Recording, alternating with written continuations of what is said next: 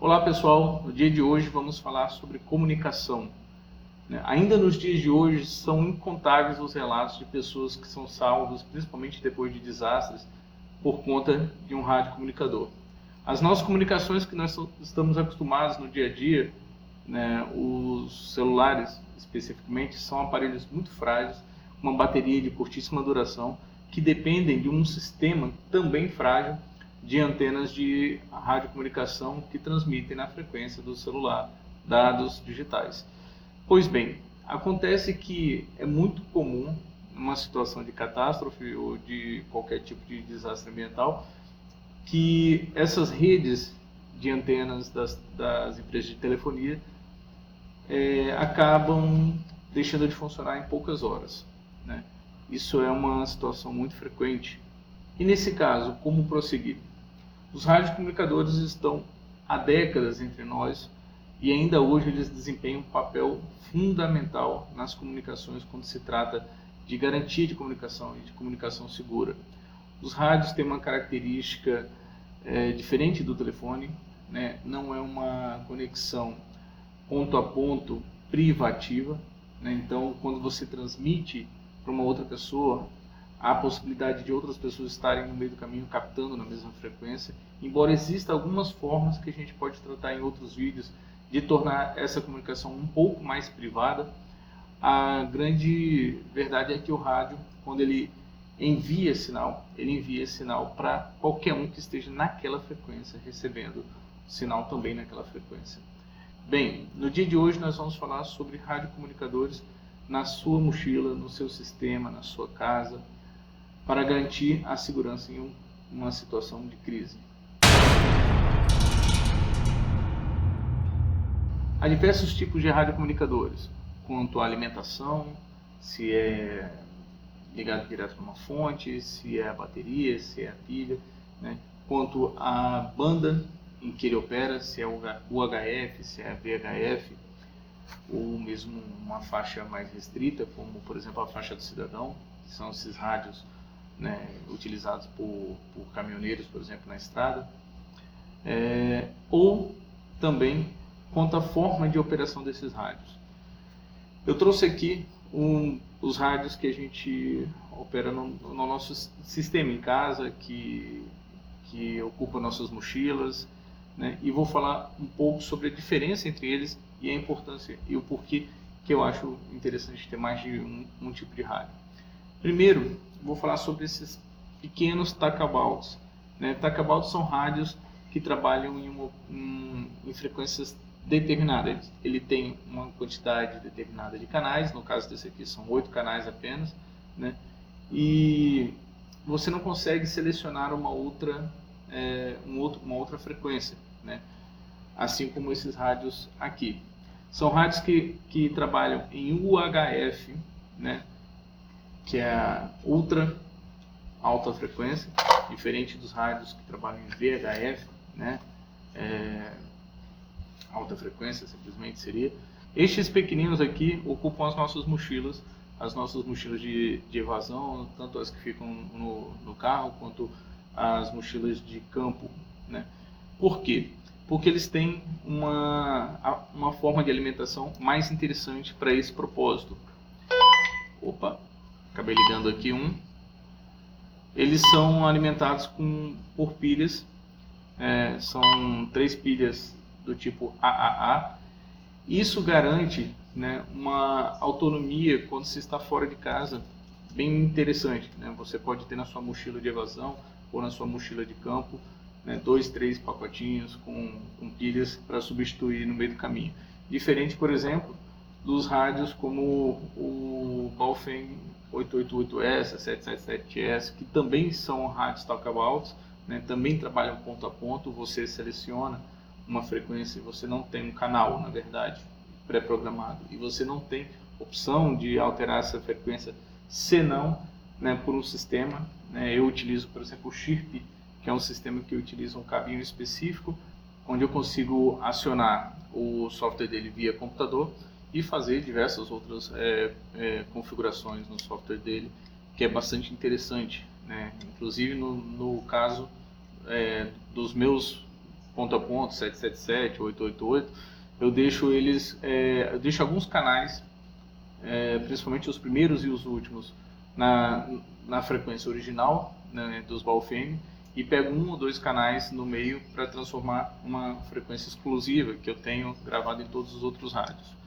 Bem, estes, diferente desses pequenos rádiozinhos, funcionam a bateria, tem uma potência maior um pouquinho e funcionam a bateria. Esses rádios eu acho excelente para campo, esses pequenos com pilha, exatamente pela facilidade de trocar a pilha. Neste exato momento, inclusive, em que vocês estão vendo esse vídeo, é provável que eu esteja acampando com os meus filhos na mata, e certamente a gente estará usando esse tipo de rádio aqui, pelo menos eles. Talvez eu esteja utilizando um V5R com baterias reservas. Bem, agora a diferença entre esse tipo de rádio, né, os talkabouts, para este tipo de rádio, são os rádios chamados de rádio HT.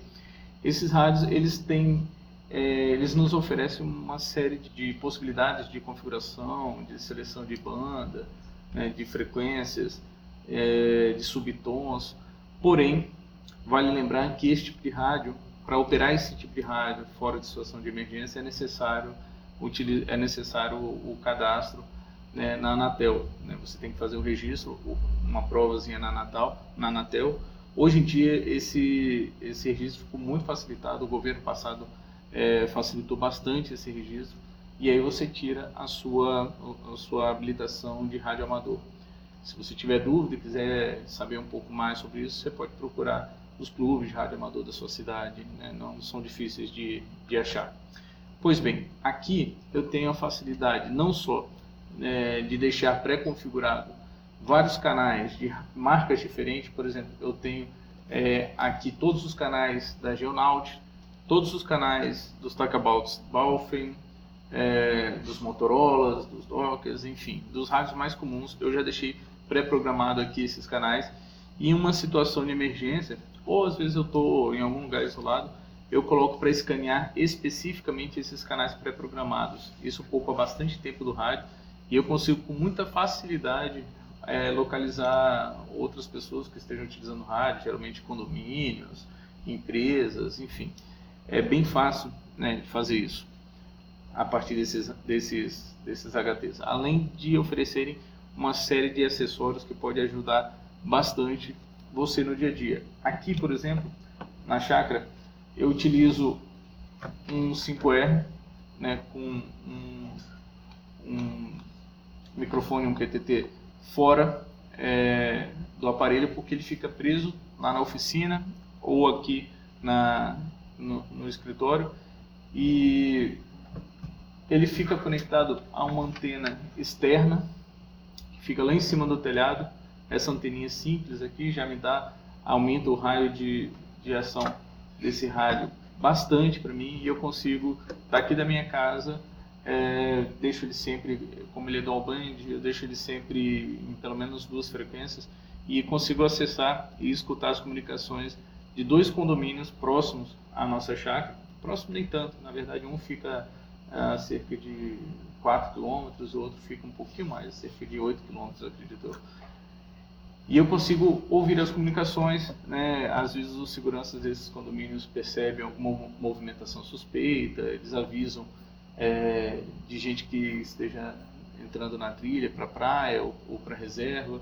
Também consigo acompanhar e monitorar a frequência, né, da equipe do pedágio, né, da equipe da rodovia próxima à nossa chácara. Então, esses rádios ficam, boa parte deles, ligado, né, e monitorando algumas frequências sem grandes preocupações, mas o fato é que numa situação de emergência eu sei que eu posso daqui, né, sem nenhuma comunicação funcionando, eu sei que eu consigo chamar, por exemplo, o pessoal que nem me conhece, às vezes nem sabe que eu estou monitorando, né, lá de um condomínio desse, enfim, fazer algum contato, algum sinal de fumaça, vai chegar um pouquinho mais longe e mais rápido.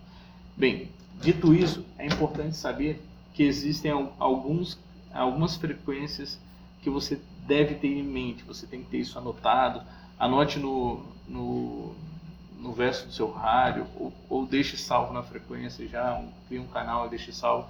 São essas duas frequências que eu acho são as mais importantes para você ter gravado no seu rádio. São duas frequências VHF. Então, nos UHFs, nos rádios talkabouts, eles não, geralmente os talkabouts são UHF. Até existe rádio talkabout VHF, mas, por exemplo, aqui no Brasil a operação deles é restrita, até onde eu sei, né? Até um pouco tempo atrás. Então os talkabouts eram só UHF aqui. Mas as duas frequências que eu acho mais importante você ter gravado são as frequências de emergência marítima. É uma frequência, principalmente se você mora próximo ao mar, como a gente aqui, né, você consegue não só ouvir ou contatar, né, navios, né, quanto o pessoal de resgate. Essa frequência, ela não é só uma frequência de emergência, né, ela também é utilizada muito por pescadores para obter informações de tempo e tal. Ela não deve ser usada, né, para bate-papo, por exemplo. Né? A frequência em questão é a 156.800 MHz. Né? Essa frequência funciona no mundo todo como uma frequência de emergência marítima. Okay? Outra frequência, essa não é de uso internacional, né? A frequência de chamada nacional é a frequência 146.520 MHz. Essa frequência ela cria uma rede de comunicação bastante interessante. Ainda que você não tenha o seu rádio conectado a uma repetidora, todo rádio amador, né, tem vamos dizer assim, não é uma regra, mas é uma coisa bastante difundida. Todo rádio amador ele mantém sempre monitoramento nessa frequência. Por quê? Porque eu posso chamar a pedir socorro, pedir ajuda nessa frequência, né, para alguém que está muito longe, porém, mesmo que eu esteja usando uma antena, né, externa, direcional ou não, enfim, como tem várias pessoas sempre monitorando essa frequência, a possibilidade de alguém escutar e repassar para outra pessoa é muito grande, porque o rádio funciona assim. Eu tenho um range, uma área de abrangência, de alcance do meu rádio. Se esse rádio fala só até onde esse rádio está, né, esse rádio pode retransmitir para um próximo, que pode retransmitir para um outro, até essa mensagem chegar aonde é necessário chegar. Então é muito comum que os radioamadores da sua cidade utilizem essa frequência. A 146.520 é uma frequência de monitoramento, realmente, frequência de chamada nacional. Essa não é uma frequência de emergência, né? Você pode conversar nessa frequência, inclusive, ok? Bem, falando agora sobre alcance, todo mundo sempre pergunta, né, como funciona, qual é o alcance de cada tipo de rádio. O alcance do rádio depende de diversos fatores. O primeiro fator é a potência de transmissão dele, né? Esse rádio tem uma potência de transmissão de 2 watts, né? Esse aqui uma potência de transmissão declarada de 5 watts e esse rádio uma potência de transmissão declarada de 9 watts. Entretanto, a potência por si só não basta. A antena vai causar muita diferença. Uma antena externa, uma antena direcional, tudo isso vai fazer muita diferença na hora de utilizar o seu rádio. É muito comum você achar relatos na internet de gente que usa um talkabout, por exemplo, esse pessoal que trabalha com operação de parecia, né, nas estradas, em obra nas estradas, é muito comum eles dizerem que conseguiram usar o talkabout da Baufin, por exemplo, a 20 km, né? Mas se você está em estrada, num ambiente plano, sem montanhas, sem árvores, para interromper seu caminho, né? E você tem basicamente um ambiente propício, né, para que essas ondas, ainda que sejam UHF, que são ondas mais curtas, que são mais indicadas para o ambiente urbano, por exemplo, tem uma capacidade de penetração maior, em edificações, por exemplo, se você tiver um ambiente perfeito, o alcance pode sim chegar a 20, 21 quilômetros, assim como tem relatos, por exemplo, de gente com um rádio desse, né, operando a mais de 80 quilômetros. Se você estiver em cima de uma montanha com vista livre para 80, 100, 200 quilômetros, se as condições climáticas estiverem perfeitas, pode acontecer. O fato é que você tem a opção, quando você compra a maioria dos rádios, você tem a opção de substituir as antenas. Eu utilizo, por exemplo, nesse 556, uma antena externa, né, que eu posso utilizar inclusive no carro. Como eu falei, provavelmente enquanto esse vídeo vai ao ar pela primeira vez, né, eu estarei acampando, e é possível que esse rádio aqui esteja conectado no carro com uma antena, né, sobre o teto, né, e eu consigo acompanhar algumas movimentações. E em caso de emergência é muito mais fácil, ainda mais se eu vou passar por estradas rurais, onde não pega celular. Em caso de emergência eu consigo, né, fazer algum contato com algum condomínio, ou com um posto de combustível, que muitas vezes utiliza rádio, né, entre o seu pessoal trabalhando, enfim. Não é muito difícil conseguir contato, principalmente na zona rural. Além disso, eu posso trocar as antenas, né? Por exemplo, esses dois Baofengs 888S, eles estão com antena de tamanho diferente.